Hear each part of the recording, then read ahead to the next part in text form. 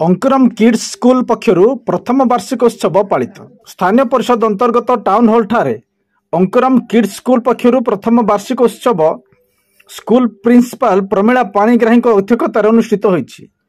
कार्यक्रम में मुख्य अतिथि भाव स्थानीय परिषद अध्यक्षा सुश्री देवस्मिता शतपथी उपस्थित रहिथिबा बेले सम्मानित अतिथि भाव कलिंग महाविद्यालय अध्यक्ष सुधांशु शेखर मेहर आदर्श थाना अधिकारी भगवान पुजारी वरिष्ठ सांबादिक समीर कुमार पाढ़ी उपस्थित रहिथिबा बेले स्कूल फाउंडर तथा अध्यक्षा मिनती पंडा उपस्थित रही। प्रारंभ उपस्थित अतिथि मानक मंच को स्वागत कराई पुष्पगुच्छ और उपढौकन दे सम्मानित करा। अतिथि मानक द्वारा प्रदीप प्रज्वलन कर कार्यक्रम शुभारंभ करा।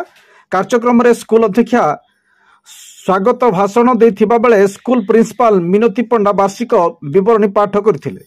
वरिष्ठ सांबादिक समीर कुमार पाढ़ी छात्र छात्री मानक उत्साहित करने सहित उत्तम मनीष गठन करने विद्यालय होछि एक उपयुक्त स्थान बोली निज वक्तव्य कहिथिले। कलिंग महाविद्यालय अध्यक्ष सुधांशु शेखर मेहर मध्य निज वार्तार समस्त छात्र छात्री मानक निकट में किछि ना किछि दक्षता रही से दक्षता को नहीं छात्र छात्री मानक उत्साहित करने परामर्श देइथिले। स्थानीय थाना अधिकारी भगवान पुजारी मध्य निज अभिभाषण रे मध्य कहिथिले छात्र छात्री जेतेबेले शिक्षा आरंभ हुए प्रथमे भाषा विषय रे शिक्षा और परिवार मध्य नैतिकता शिक्षा देवा सहित भल मनीष हेबाकू हेले सम्मान और ज्ञान विषय रे शिक्षा प्रदान करबा उचित।